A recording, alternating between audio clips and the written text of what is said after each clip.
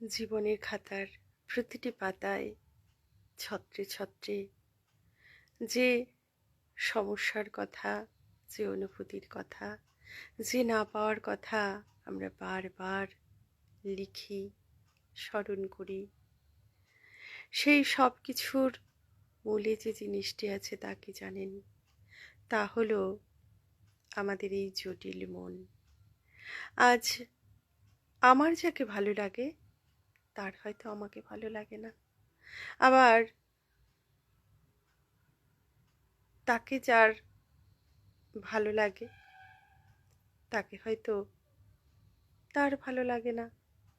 এই ভালো লাগা এবং না লাগার মাঝে বিস্তর এক জগৎ, যে জগতে আছে শুধু দুঃখ, কষ্ট, হতাশা, হাহাকার, না পাওয়া, এইসব। কিন্তু কি বলুন তো, এই সব কিছুই ক্ষণস্থায়ী। কিছু স্থায়ী বলে কিছু নেই। কারণ আজকে আপনার যাকে ভালো লাগে না, আপনি একটু চেষ্টা করে দেখুন, তাকে একদিন আপনার এতটা ভালো লেগে যাবে যে তাকে ছাড়া আপনার জগৎটাই অন্ধকার হয়ে যাবে। সুতরাং কিছুক্ষণের জন্য আমরা এই মানসিকতাগুলোর জন্য কষ্ট পাই, ইচ্ছে করলেই নিজের ইচ্ছেকে পরিবর্তন করে ভালো লাগাকে পরিবর্তন করতে পারি। ধন্যবাদ।